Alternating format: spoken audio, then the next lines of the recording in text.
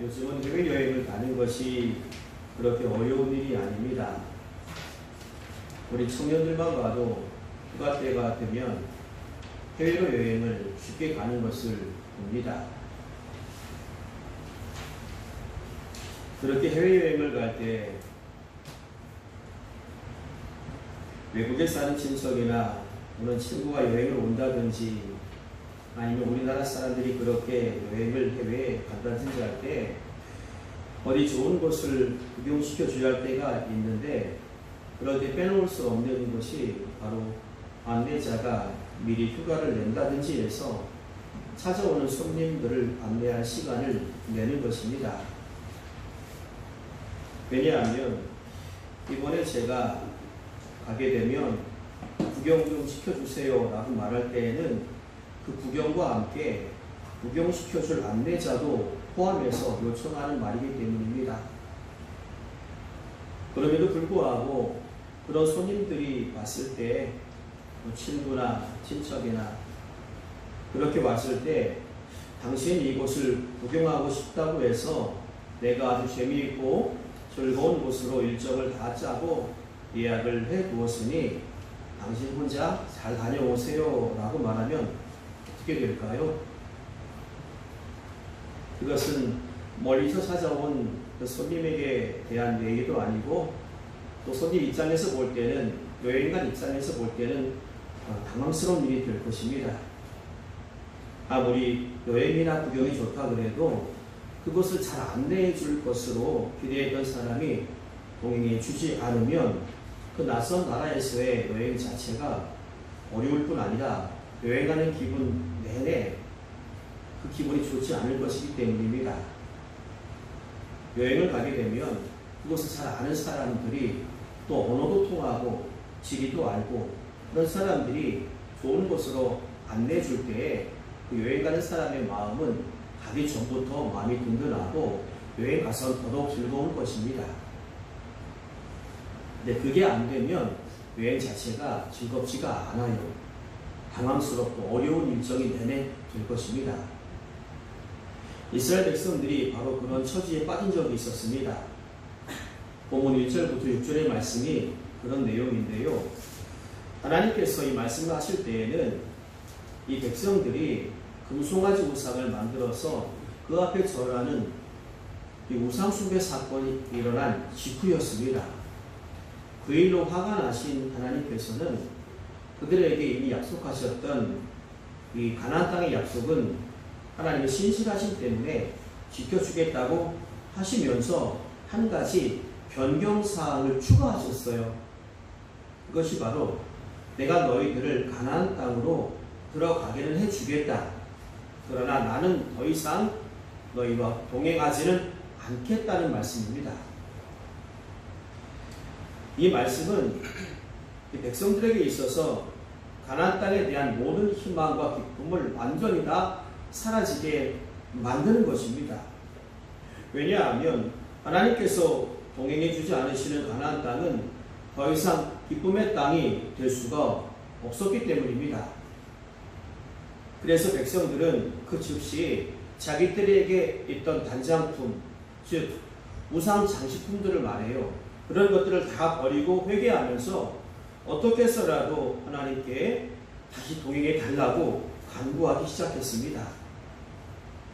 여러분 그렇지 않겠습니까? 하나님께서 동행해 주지 않는 길이라면 얼마나 불행한 일로 가득하겠습니까?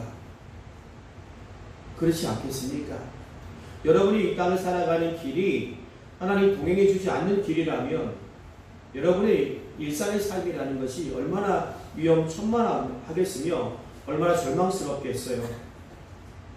우리가 생각하든 못하든 간에 우리가 매일같이 살아갈 수 있는 이유는 하나님께서 지켜주시기 때문입니다.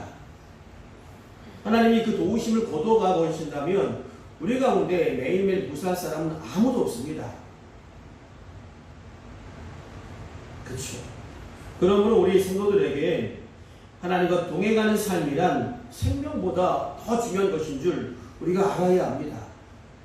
하나님이 가정에 들이오신 손을 거두면 가정이 무너져요. 여러분의 일터에 드리우신 손을 거두시면 여러분의 일터에서 여러분이 온전하지 못해요. 우리의 영생에 대한 손을 거두시면 우리 영생이라는 것이 없습니다. 하나님께서 나와 동행해 주신다는 이것이 얼마나 값진 것인지 우리는 분명히 알아야 돼요. 그리고 하나님께서 언제라도 내게도 이 말씀하실 수 있다는 것을 알아야 합니다. 내가 너에게 준 영생의 약속을 지키겠다. 하지만 이 땅에서의 삶에는 내가 더 이상 너와 동행하지 않겠다라는 말씀하실 수도 있다는 거예요. 그러므로 우리는 하나님께서 나와 기쁘게 동행하시도록 살아야 합니다. 자, 그렇다면 하나님과 동행하는 삶이란, 즉 우리 편에서 하나님과 동행하기 위해서 우리가 어떻게 살아야 하겠습니까? 첫째로 교회 중심으로 말씀을 들으며 사는 것이 하나님과 동행하는 첫 걸음이라는 사실을 잊어서는 안 됩니다. 7절부터 11절 말씀을 보면 금송아지 우상을 만들어 숭배한 죄 때문에 하나님과 동행이 중단될 위기에 처하게 된 백성을 위해서 모세가 제일 먼저 시작하는 것이 있어요. 바로 회막운동입니다. 회막이란 성막을 만들기 이전에 임시 성막 같은 것이었는데 모세는 이 회막을 구별된 거룩한 장소로 우선 삼았습니다. 이 회막은 당시 하나님 만날 수 있는 유일한 장소예요. 오늘로 치면 유일한 교회입니다. 교회가 지금은 많아서 교회에 모이는 중요성을 잘 몰라요, 성도라도요. 그런데 그 당시 교회는 하나입니다, 딱 하나. 그러니 하나님 만나기 위해서 이곳에 나와야 하고 또 이것 중심으로 삶이 이루어졌던 것입니다. 여러분, 교회는요, 일주일에 주일에 한 번 찾을 것이 아닙니다. 여러분이 오며 가며 들러 기도할 것이에요. 주일 오전 오후 공예배 때마다 와서 예배해야 하는 것이 교회예요. 주일 예배만 빠듯이 드리고 신앙을 지키기란 정말 어렵습니다. 그런 성도는 10중 8구 넘어져요. 어떤 성도 예배에서 원망과 병이 자주 나오냐면 주일 예배만 빠듯이 드리는 사람들이에요. 교회 중심으로 평소부터 하나님의 말씀을 듣고 사는 성도는 하나님께서 힘주시고 지켜주십니다. 모세가 바로 이 시점에 회막을 만든 것은 백성들로 하여금 그렇게 하나님과 가까이 만나며 살도록 하기 위해서였습니다. 7절을 한번 우리 읽어보시겠습니다. 7절 시작.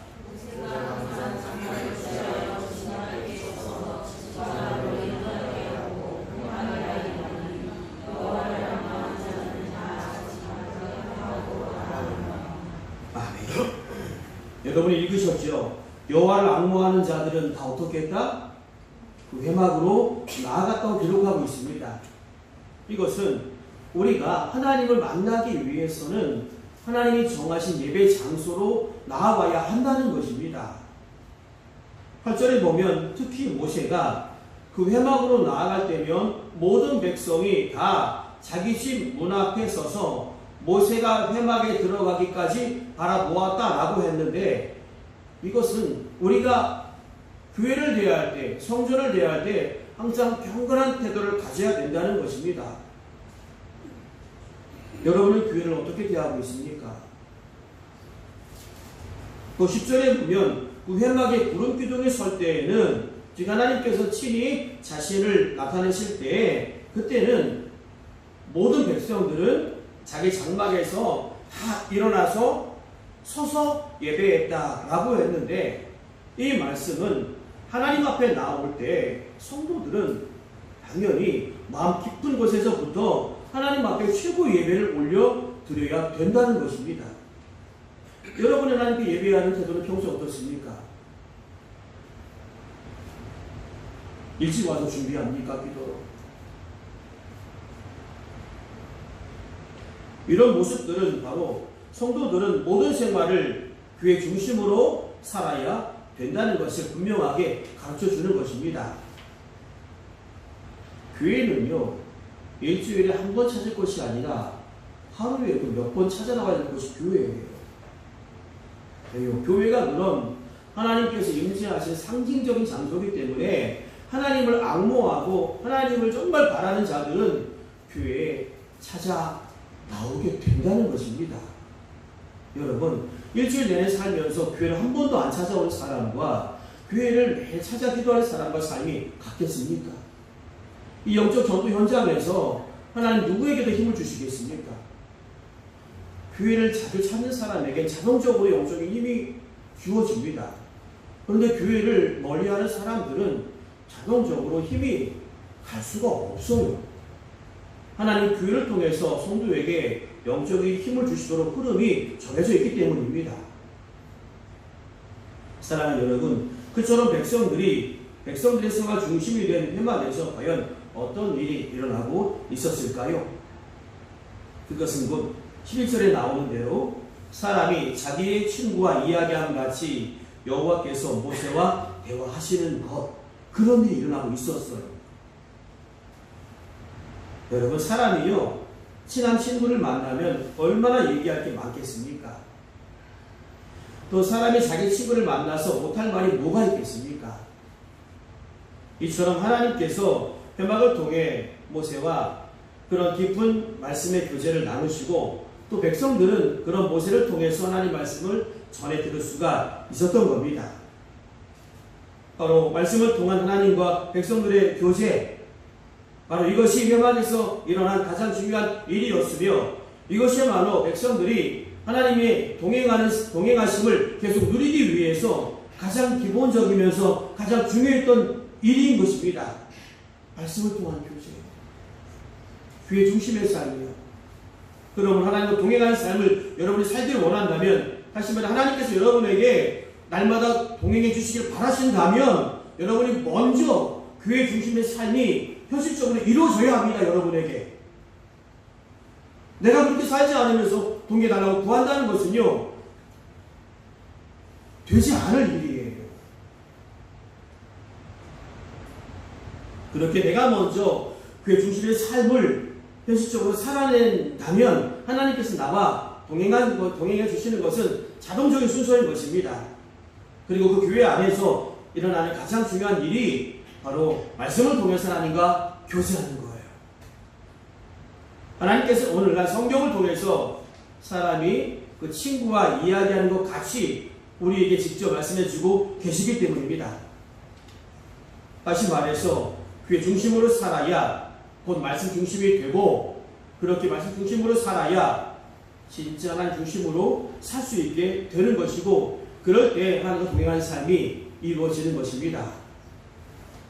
그러므로 주일마다 또 공예배 시간 때마다 더 나아가고 또 나아가고 기도의 시간마다 또 나아오고 그렇게 교회에 나올 수 있다는 것 자체가 바로 하나님께서 여러분 곁으로 아주 가까이 다가와 주시는 것임을 여러분 꼭 명심해야 합니다. 오늘날 각종 공예배에 빠지고 다른 일에 몰두하는 신자들이 많아지는 이때에 여러분은 오직 교회 중심의 삶을 살아가시기 바랍니다. 또 그렇지 못한 분이 계시다면 교회 중심의 삶을 꼭 회복하시기를 바랍니다. 그리고 무슨 일이 있어도 그런 교회 중심의 삶을 사는 것이야말로 우리가 하나님과 동행하게 되는 축복의 시간인 것을 분명히 기억하시기를 주님의 이름으로 축복합니다.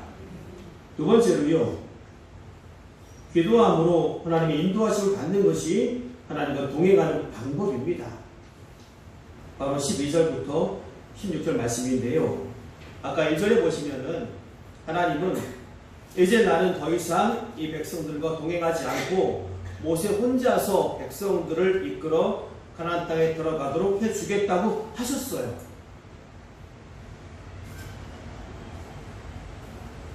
가나안 땅에 들어가게 해주겠다. 나의 사자를 앞서 보내서 원주민들을 다 이기게 하고 들어가게 해주겠다라고 하셨어요. 근데 모세에게 있어서 그건 참으로 막막한 일이었습니다.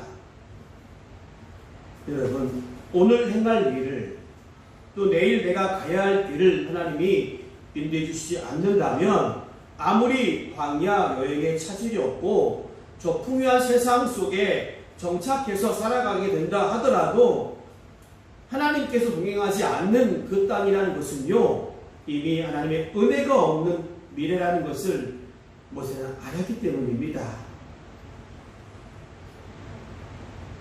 우리 삶 가운데에 아무리 많은 물질이 주어지고 성공적인 삶이 이루어진다 그래도 만일 내가 너와 평생 함께하지 않겠다고 하신다면 여러분 그 삶을 기쁘게 받아들이겠습니까? 그 삶이 안전할까요? 아니, 오히려 물질과 그 성공이 오히려 나를 더 망가뜨리게 될 거예요. 하나님께서 친히 길을 보여주지 않으시면 모세는요, 장래 가나안 땅 정복은 고사하고 지금 당장 당면한 문제조차 어떻게 할지 모르게 되는 거잖아요. 그렇지 않습니까? 모세가 지금까지 반석에서 물을 내고 백성들이 원망할 때마다 해결책을 제시하고 그것이 다 누구의 능력입니까? 하나님의 은혜잖아요. 모세가 만난 현실이라고는 백성들이 돌을 던져서 죽이려고 하고 백성들의 원망과 불평을 온몸으로 맞이해야 되는 현실뿐이었지 그에게 능력이 없습니다.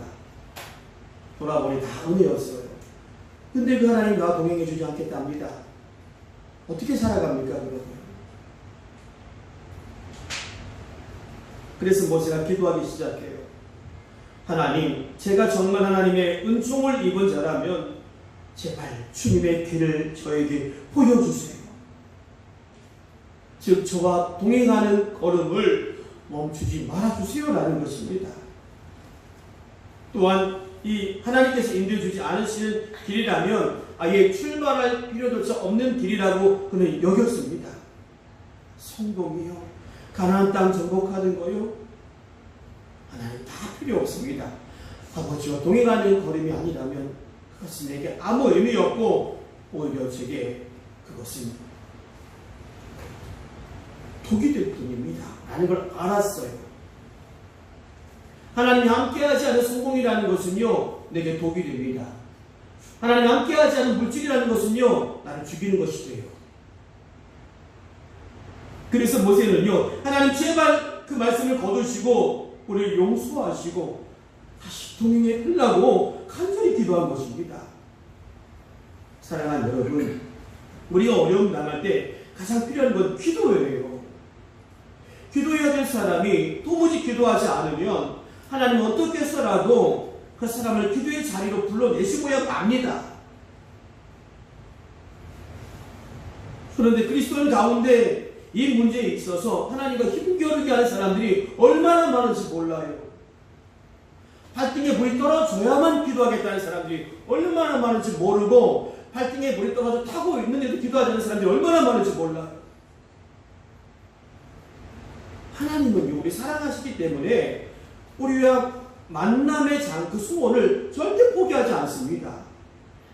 그러니 사랑하는 여러분, 하나님 부르실 때에 아직 평안할 때에 기도의 자리로 나오시길 바랍니다. 하나님께서 우리에게 내가 더 이상 너의 행실을 보니까 동행하지 못하겠다고 말씀하시기 전에 기도하시기 바랍니다. 그 전에. 여러분, 우리가요, 하나님의 자녀로서 살아가면서 약속받은 가장 큰 은혜가 뭐냐면 하나님의 인도하심이에요. 어린아이가 이 땅에 태어나서 이제 걸음만 막 시작했습니다. 얼마나 가고 싶은 데가 많겠어요. 그런데 이 아이가 좀 더 자라서 세상이 뭔지 좀 알게 됐습니다. 그럼 공포감이 들기 시작해요. 근데 그때부터 부모가 동행을 딱 끊어버린다면 그 아이가 어떻게 살아가겠습니까? 그 아이의 미래란 막막한 거예요. 우리가 그래요. 하나님의 인도하심이야말로 우리가 하나님의 자녀가 된 가장 강력한 표시이고 은혜 받은 백성이라는 가장 강한 증거라고 모세가 16절에서 증거하고 있지 않습니까? 근데 그런 모세와는 달리 많은 세상 사람들, 또 많은 그리스도인들 가운데서도 많은 사람들이요, 하나님의 인도함이 없이도 자기의 앞날을 자기가 알아서 찾아나갈 수 있다고 자만해요. 하나님께서 함께 해주시지 않아도 그저 가나안 땅만 보이면 무조건 그것만 바라보며 돌진하는 거예요. 지금 내 속에 어떤 욕심이 생기면 어떻게 해서라도 그 욕심부터 이루고 보자는 마음에 앞뒤를 가리지 않는 모습에 이끌려 사는 사람들이 얼마나 많은지 몰라요. 하나님, 내 삶이 먼저입니다. 하나님, 또 내 사는 게 먼저입니다. 사랑하는 여러분, 그런 심정이 하나님께서 뭐라고 하시겠어요? 그래, 네가 날 존중하지 않고 나와 동행을 네가 신뢰하지 않으니 그래, 너 혼자 살아라 라는 거예요. 모세에게 하신 말씀 똑같아요. 내가 들어가긴 해주겠다 하지만 너 혼자 올라가라. 우리가 하나님 존중하지 않을 때, 하나님 말씀 알면서 순종하지 않을 때 하나님 그러셔요. 그래, 네가 나보다 더 사람 의지에, 더 세상 의지에, 더 물질 의지에, 그래, 너 혼자 살아가봐. 난 더 이상 너 동행하지 않겠다. 너의 가정에서, 너의 일터에서 난 더 이상 동행하지 않겠다. 너와. 그 인생이 과연 형통할까요? 그 인생이 형통하지 않습니다. 복받을 성도들은 그렇게 해서는 안 돼요.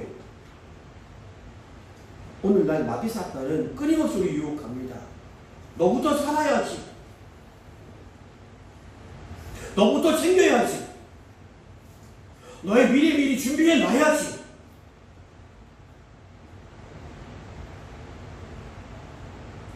그래서 그 마귀의 사탄 유혹에 넘어간 성도들이 얼마나 많습니까? 얼마나 많아요. 하지만 복받은 성도들은 그렇게 해서는 안 됩니다. 복받은 성도들은요, 하나님께서 함께 해주지 않는 목표라는 것은 아예 생각할 필요조차 없는 것이고, 하나님과 상관없는 것들은 내게 아무 의미 없다고 여기는 사람들이 복받은 사람이에요.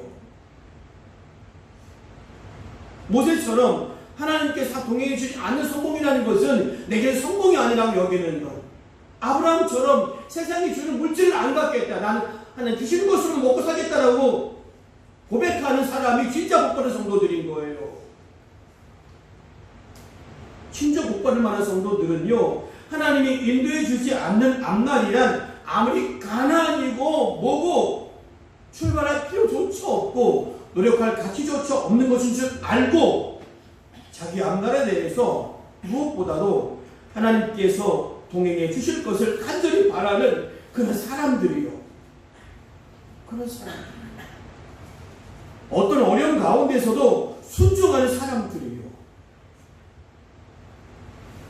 여러분, 성경 말씀은요, 우리 성도들에게 공통적으로 적용되는 신앙생활의 원칙을 가르쳐 줍니다. 기도하면 응답받는다. 예수 믿으면 구원받는다. 여호와 존중하면 존중받는다. 그러나 우리 각자가 각각 처한 형편과 처지를 일일이 기록하면서 그때마다 이렇게 해라 저렇게 해라를 개인적으로는 가르쳐주지 않습니다. 그렇죠? 그럼에도 불구하고 우리가 기도를 드리기만 하면 하나님께서는 그 기도하는 성도가 말씀에 따라서 어떤 판단을 내리고 어떻게 해야 할지를 분명히 구체적으로 인도해 주십니다. 할렐루야. 주께서 그러셨잖아요. 성령께서 오셔서 말씀이 기억나게 줄 것이고 너희들을 견인해 줄 것이다. 보증해 줄 것이다. 지켜줄 것이라고 하셨잖아요. 기도하는 자가 그런 응답을 받습니다. 하나님 말씀하셨어요. 내가 너희들에게 이렇게 저렇게 주겠다. 하지만 너희가 그렇게 달라고 내게 구하려야 할지니라라고 하셨습니다. 하나님은 여러분 위해 예배를 온 것이 너무나 많아요. 진짜로요. 그런데 기도하지 않아서 못 받는 것이 얼마나 많은지 모릅니다. 기도하기만 하면 받았을 것이 얼마나 많은지 몰라요. 사랑하는 여러분, 내일 일을 하나도 우리가 알지 못하는 인생들이지만 이처럼 전지전능하신 하나님께 기도드리고 그 응답을 받아서 매사에 하나님의 자상하시고 형통한 인도하심을 받아 사는 여러분 되시기를 축복합니다. 마지막 세 번째로요, 예배를 통해 하나님의 은혜를 체험하면서 사는 것이 하나님과 동행하는 길입니다. 17절부터 23절 말씀을 보시면 모세가 하나님 앞에 한 가지를 요구해요. 이미 회막을 통해서 하나님 말씀을 듣고 있습니다. 기도를 통해서 하나님 인도하심을 받고 있습니다. 그럼 그가 한술 더 떠서 이렇게 요청해요. 주님의 영광을 나에게 보여주소서 라고요. 아직까지 모세 입장에서는요, 뭔가 좀 확실한 더 은혜가 필요한 거예요. 저 미지의 땅, 가나안 땅까지 가는데 확실한 인도하심에 대한 보증이 필요한 거예요. 사실 우리 사람들 생각에는요, 하나님 모습을 눈으로 볼 수 있는 것이야말로 하나님께 동행해 주심을 확인할 수 있는 가장 좋은 방법이라고 여길 수 있습니다. 그렇죠? 어린아이가 길을 가다가 우리 부모님이, 우리 엄마 아빠가 내 뒤를 잘 따라오는가 확인하기 위해서 어린아이가 길을 가다가 어떻게 해요? 어린아이는 몇 걸음 가다가 뒤를 돌아보고 몇 걸음 가다가 뒤를 돌아보고 다 그래요. 왜 그런지 아십니까? 확인하는 거예요. 우리 엄마 아빠가 나를 여전히 따라오고 있는지, 즉 내가 우리 엄마 아빠 보호를 받고 있는 것인지 계속 확인하는 겁니다. 두려우니까. 우리 생각에도 하나님의 모습을 눈으로 보는 것이야말로 가장 확실한 방법이 아닌가 싶어요. 그렇죠? 그러니 하나님께서는 이 모세의 요청을 듣고 이해하실 수 있을 거예요. 지금 모세가 얼마나 불안한지 알 수 있죠. 불안한 겁니다. 하나님 그 말씀을 듣고 내가 너와 동행하진 않겠다. 너무 내가 화가 나고 속상하고 그렇게 많이 말하고 그렇게 많이 가르쳤는데도 순종하지 않고 너 욕심내려고 살아간 너희들과 내가 더 이상 동행하지 않겠다라고 선언하신 이 순간, 아마 모세와 백성들은요 그런 순간이 오리라고 생각도 못했을 거예요. 사랑하는 여러분, 명심하세요. 여러분에게도 그런 순간이 와요. 여러분이 끝까지 불순종하면 하나님께서 말씀하십니다. 내가 그 부분에서만큼은 너와 동행하지 않겠다라는 거예요. 그래, 네 힘으로 살아봐라. 네 힘으로 살아봐라. 네 힘으로. 네 능력을 살아봐라. 난 더 이상 너 동행하지 않겠다라는 때가 온다니까요. 온다니까요.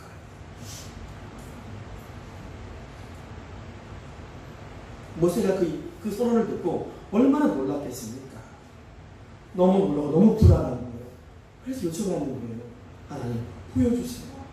보여주세요. 그 천하의 모세도 이렇게 하나님께 요청을 한다니까요. 하나님이 동행해주지 않은 삶이라는 것이 얼마나 위험하고 얼마나 절망적인 것인지 우리가 알아야 돼요. 경험하지 못해서 모르겠다고요? 그럼 아직 기회가 있는 것인 줄 알고 이제라도 철저하게 순종하십시오. 여러분이 내가 이 부분 순종해야 되는데, 이렇게 해야 되는데 안 하고 있는 거 순종하시기 바랍니다. 하나님 앞에 철저하게.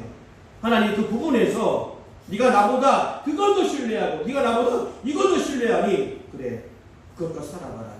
난 더 이상 너 동행하지 않겠다라고 선언하시기 전에, 여러분에게 절망적인 순간이 오기 전에 순종하세요.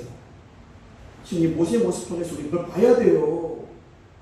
이 천하의 모세가 얼마나 무서웠으면 보여달라는 말까지 했을까, 하나님 앞에. 모세의 입장은 지금 너무나 무서운 거예요. 하나님께 동행하지 않는다는 말 한마디가 모세에게 너무나 무서운 거예요.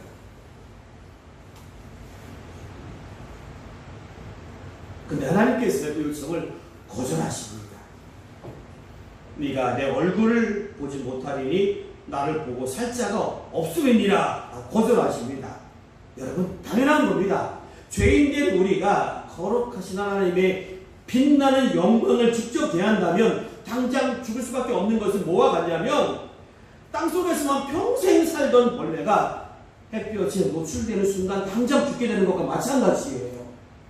그렇습니다.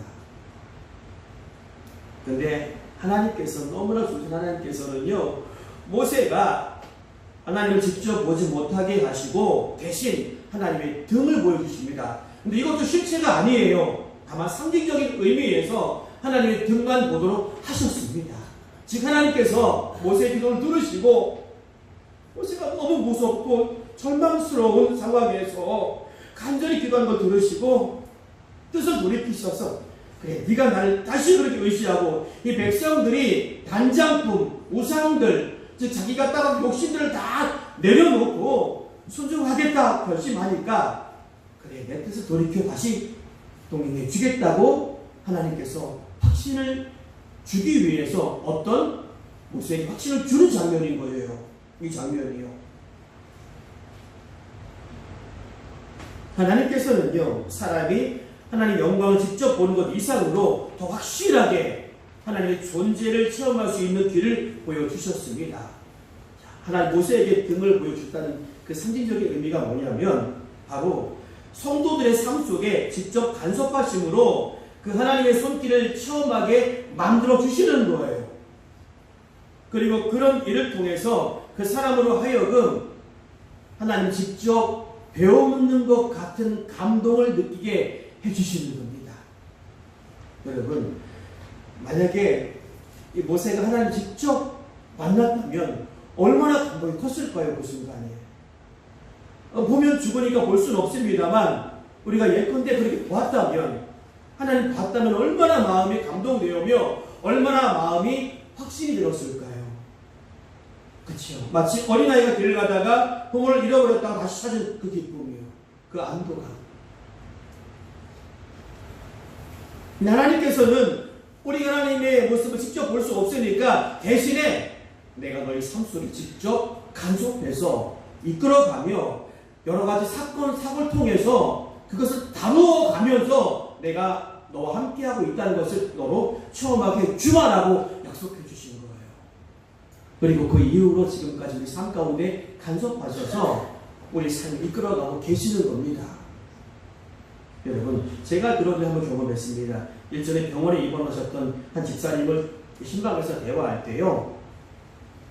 그 집사님께서요 병원에 입원하셔서 수술을 받으시기까지 매 순간마다 사람이 그렇게 할 수 없는 일들이 일어나는 거예요. 사람이 그렇게 계획할 수 없을 만큼 아주 모든 일이 세밀하게 차근차근 이루어진 겁니다.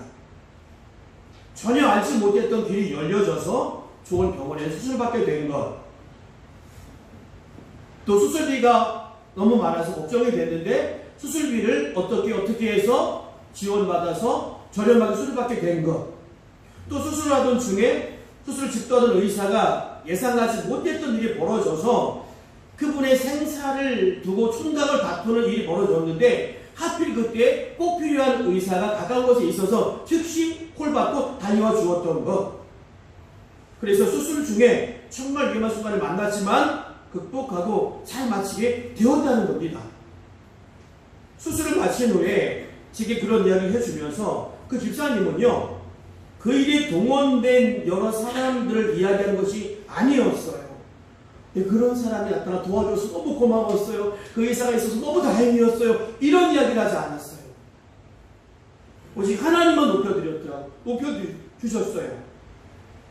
분명 병원을 소개해준 것도 사람이고 적은 비용으로 받을 수 있도록 연결시켜준 사람도 사람이고 수술해서 살려준 것도 사람인데 근데 이 집사님은요 그 모든 일을 통해서 마치 자기가 하나님을 만난 것처럼 신기해하고 기뻐하면서 하나님만 높여드렸어요. 제가 이번을 통해서 하나님을 직접 경험했어요 라고 말하더라고요.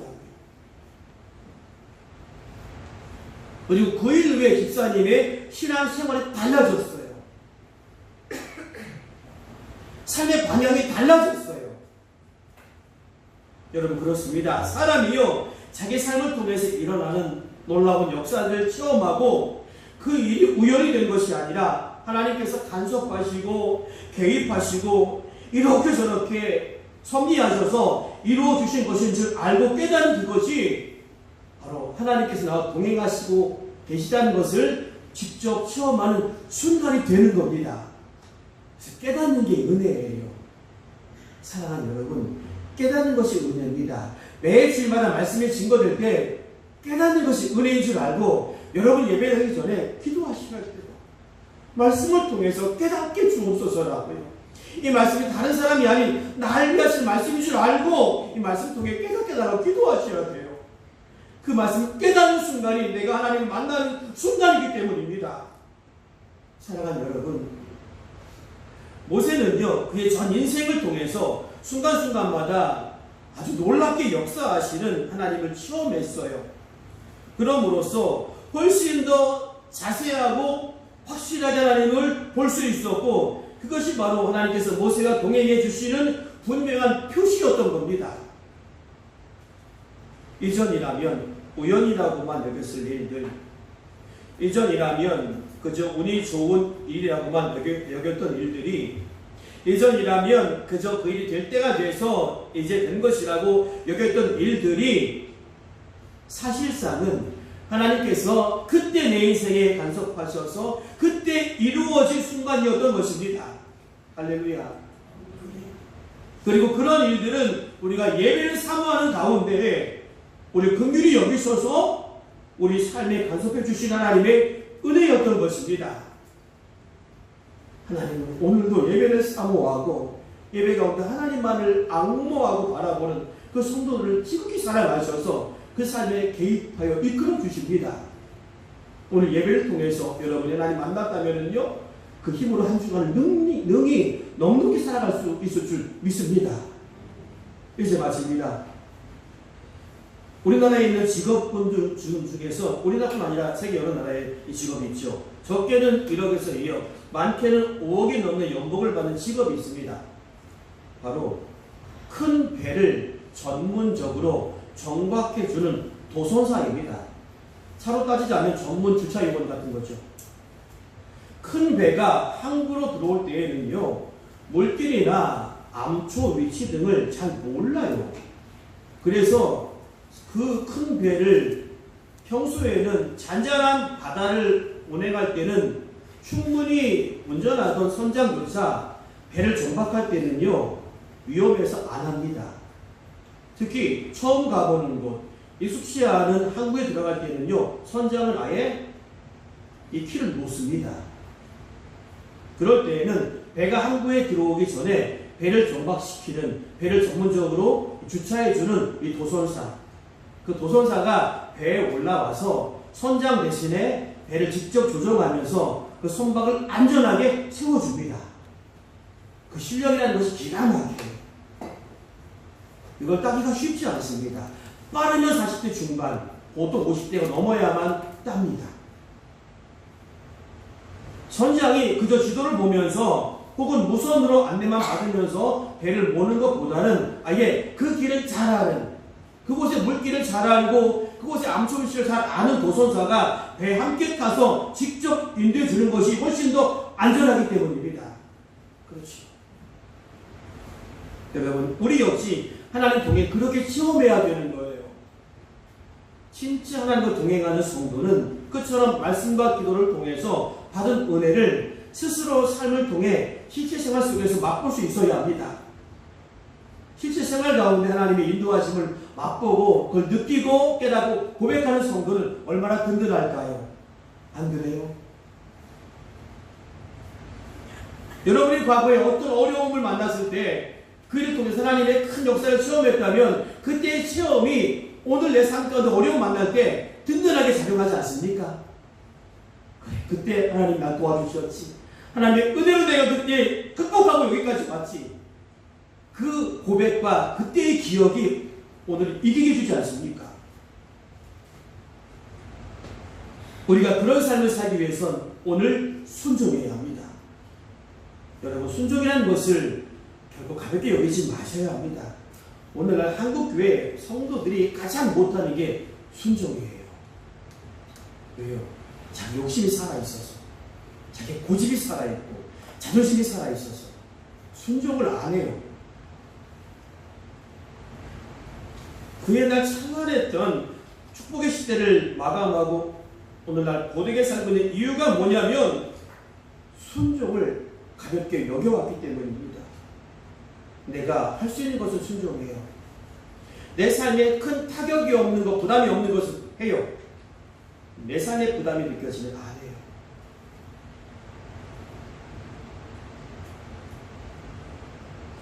여러분, 부디 순종하십시오. 순종해야 삽니다. 순종하는 자에게 하나님 동행해 주십니다.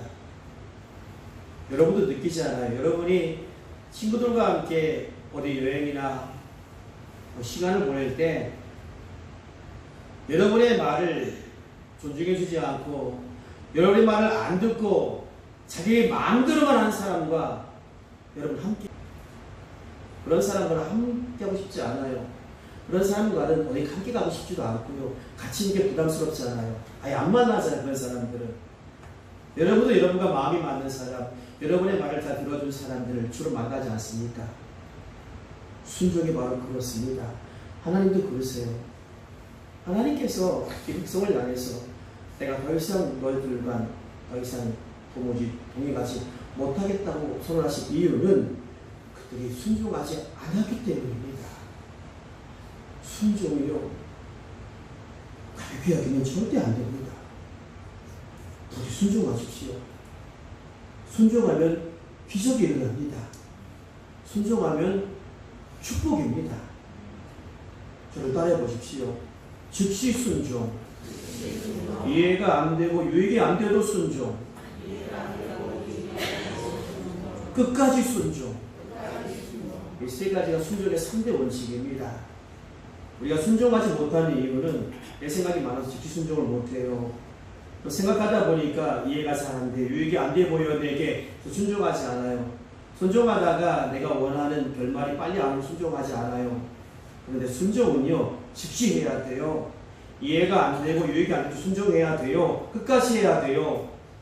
사랑하는 여러분, 예배를 소중히 여겨서 교회 중심, 예배 중심으로 사는 성도, 또 기도 자리마다 빠지지 않고 참석해서 기도 중심으로 사는 성도가 되시길 바랍니다. 그래서 여러분 개인적으로 주일에 받은 말씀대로 살았더니 실제로 이런 축복을 누리게 되는 것이구나, 지금 벌어진 이 일이 바로 기도 응답이구나 라고 말씀과 기도에 대해서 체험적인 재미를 꼭 맛보시기 바랍니다. 그렇게 될 때 우리 믿음은 더 확실해지고 우리 믿음은 더 큰 능력을 발휘할 수 있게 됩니다. 여러분, 하나님께서는요, 우리 삶을 인도하실 때 그저 길만 알려주는 것으로 끝내는 분이 아니에요. 아예 내 곁에 동행하셔서 직접 인도하고 계시는 아주 든든한 안내자인 것을 믿으시고, 또 내 삶에 어디에 암초가 있으며 어디가 안전한지 다 아시고 자상하게 인도하시는 분인 것을 믿으시고, 공예배와 기도를 통해서 그것을 실제로 맛보고 느끼면서 매일매일 하나님과 동행하시기를 주님의 이름으로 축원합니다. 하나님 아버지, 우리 모두가 다 내 생각